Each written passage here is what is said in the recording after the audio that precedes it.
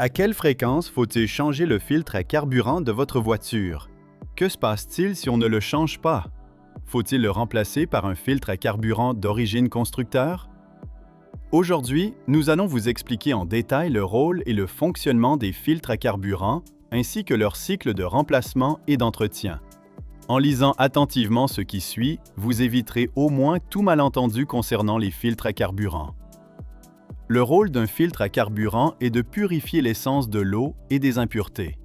Des études indiquent qu'il y a environ 2 à 3 grammes d'impuretés par tonne d'essence, dont des dizaines de millions de particules de plus de 16 micromètres de diamètre. Si ces particules pénètrent dans le moteur, elles agissent comme du papier de verre, provoquant l'usure des pièces mécaniques. Elles peuvent également encrasser les injecteurs et augmenter l'accumulation de carbone. C'est pourquoi le système d'alimentation en carburant filtre le carburant avant son injection dans le moteur. C'est le rôle du filtre à carburant. Sur les voitures essence, on l'appelle filtre à carburant et sur les voitures diesel, filtre à gazole.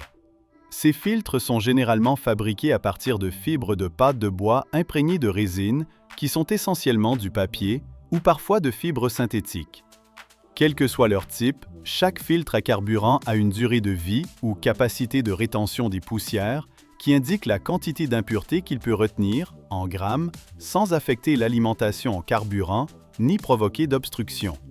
Si votre voiture contient plus d'1 tonne d'essence, la capacité de rétention des poussières du filtre doit être d'au moins 2 à 3 grammes. Maintenant que nous comprenons la capacité de rétention des poussières, abordons la fréquence de remplacement des filtres à carburant. Cette fréquence n'est pas fixe. 2 facteurs entrent en jeu.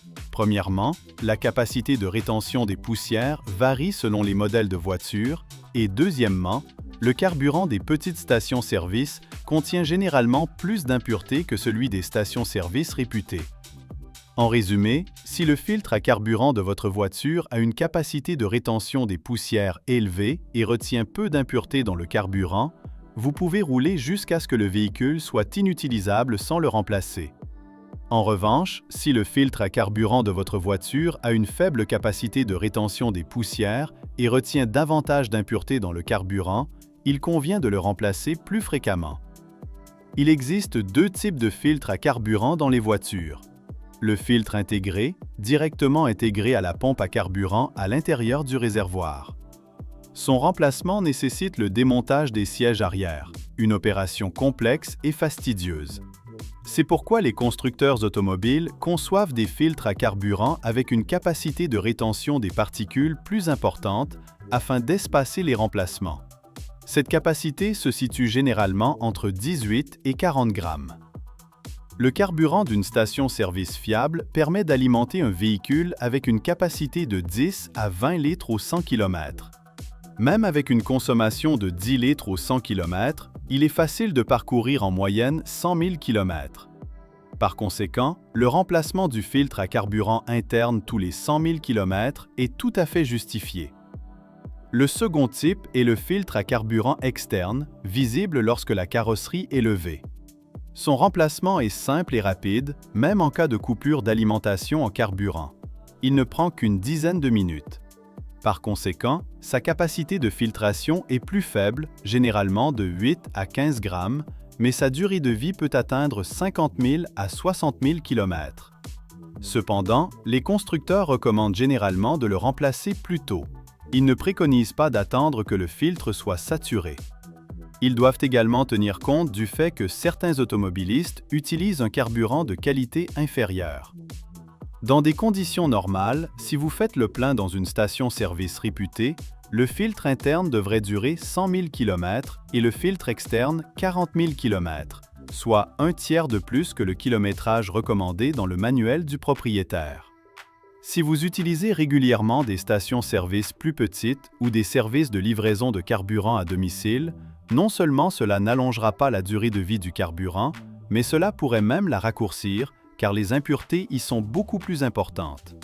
Toutefois, la prudence est de mise lors du remplacement de votre filtre à carburant.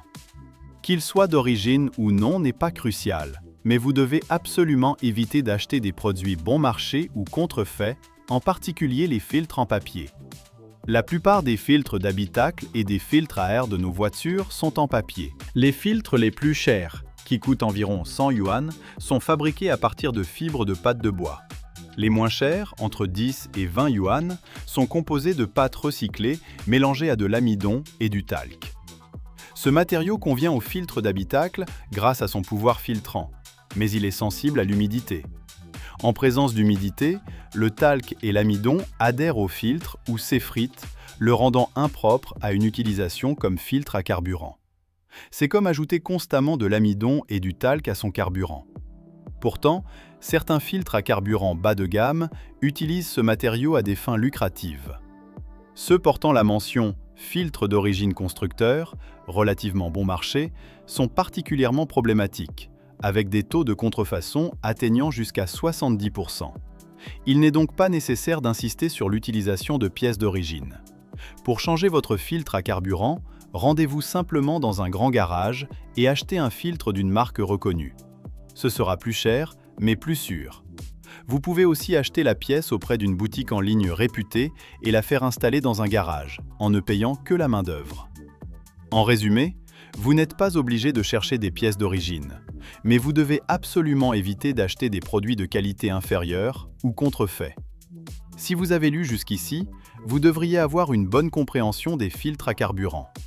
Si vous ne nous suivez pas encore, n'hésitez pas à le faire. Nous publions quotidiennement ce type de contenu utile. Connectez-vous à la communauté automobile et restez informés des dernières nouveautés.